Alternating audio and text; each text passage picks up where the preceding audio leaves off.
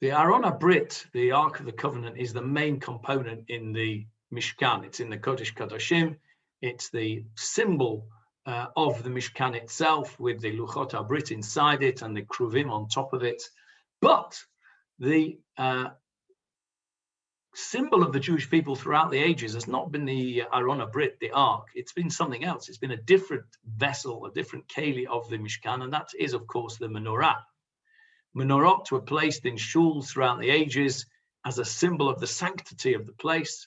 The menorah was shaped, was engraved on Titus's arch, which signified the exile of Israel.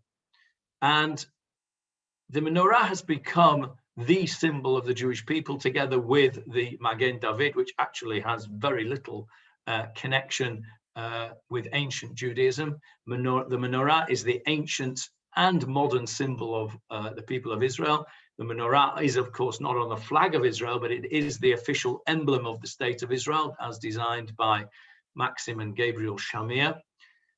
So we see in the beginning of our Parsha, we read the beginning of the journey to Eretz Israel, and the only vessel that is mentioned of the Mishkan is the menorah. So let's ask ourselves, why did the menorah become the symbol of the Jewish people? Why is it more special than any of the other kelim, the other vessels of the Mishkan? Now, the answer may lie yet in a careful reading of the beginning of our Parsha. The Pasuk tells us, Daber el Aaron, speak to Aaron, ve'amarta elav, and you shall say to him, Behaalotcha et hanerot el mul pnei hamnorah ya'iru shivat hanerot. When you light up the lights, make sure that you light the 7 lights towards the menorah. And this means that the stem of the menorah brings forth many lights, each one of its own on its own stem. But in practice, all the lights faced in the same direction. So lighting the menorah, as Aaron was commanded to do, thus created a unity within the multiplicity, which means there were 7 different facets there, but they were all facing the same direction. We have the same idea with Kriyat Yamsuf, Shnei Esrei Gizrei Yamsuf. There were 12 channels in the Yamsuf, each one for its own tribe, but they were all going in the same direction. They were all going from one side to the other, following HaKadosh Baruch Hu, as it were. So this is teaching us that within the multiplicity of the different types of Judaism that there are, the point should be that we're all facing in the same direction and we're all lighting up in one place. So despite the division into the different stems of the menorah, they all lit up in one place, facing the same direction. And this may be what sets the menorah apart from everything else in the Mishkan. For example, the shulchan, the table, had 12 loaves, but each loaf was placed separately. There were a number of elements placed in the Aron HaBrit itself. We had the luchot, we had the little flask of man, we had the Torah, but they were all there separately from one another. Only the menorah was able to unite the disparate lights into one uniform brilliance. And therefore it was chosen as the symbol of the people of Israel for generations.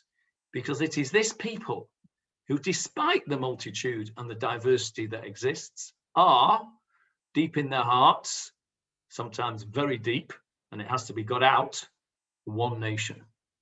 The hope of being a free people in our own country is what united us in the past and needs to unite us to this day. I was thinking about this idea of the 7 branches of the menorah, and I wondered whether those 7 branches might be Ashkenaz, Sfarad, Teiman, Bukhari, Bnei Israel of India, Bnei Menashe of northern India.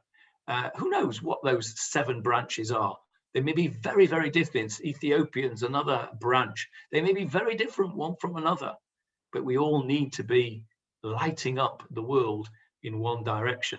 The idea must be that we, who must be Or LaGoyim, we must be the light unto the nations. We can only light up the nations if all of our lights are facing in the same direction. So when we are 7 different branches, all facing apart, all going in different directions, and not singing from the same hymn sheet, to borrow an expression from somewhere else, then we will not have that brilliance in our light. That light which will light up the nations and the world can only work when we're all united and facing in the same direction. And that is why, in my humble opinion, the menorah has been the symbol of the Jewish people throughout generations. May it be a sign for us, that menorah, of what we need to do. We're still fragmented. We need to be more united. Let's all face in the same direction. Let's make our lights join together and be brilliant and be an or not only for the Goyim, but for us as well. Shabbat Shalom.